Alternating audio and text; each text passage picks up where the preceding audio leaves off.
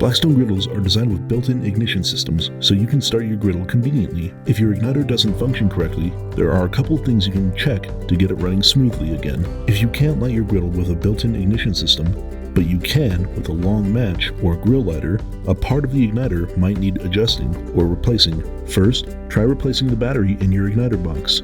Make sure that you install the replacement battery positive side facing you, and screw the igniter cap down securely. If that doesn't resolve the problem, you can start troubleshooting the ignition system. With the help of someone else, remove your griddle top from the base, then make sure your burner valves are in the off position and your propane tank valve is closed. The igniter wires on your griddle should be roughly 1/4 to 1/8 of an inch away from the burner tubes. If they are too close, they will ground out and not make any sound. If they are too far away, the spark won't arc to the burner tubes. You can adjust the igniter wires with your fingers to ensure they are in the proper position. To check the position, press on your igniter button. If the wires are in the correct position, you will be able to see the sparks arcing between the needle and the burner tube. If you are unable to get your ignition system working after adjusting the igniter needles, there might be a problem with your igniter box or wires.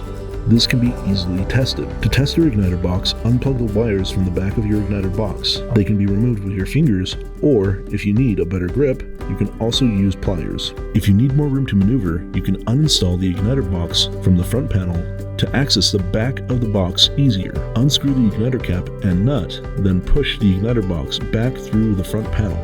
If you reach around the side of your griddle, you can maneuver the box down past the gas rail. Once all the igniter wires are disconnected, make sure the battery and igniter button are installed correctly. Keeping your fingers clear from the prongs in the back, press the igniter button. If you see or hear sparks jumping across the prongs, the box is working correctly and your igniter wires will need to be replaced. If there are no sparks when you press the igniter button, your igniter box will need replaced. Please contact customer service for the replacement parts and continued services. For any other questions or concerns, visit us at blackstoneproducts.com/support.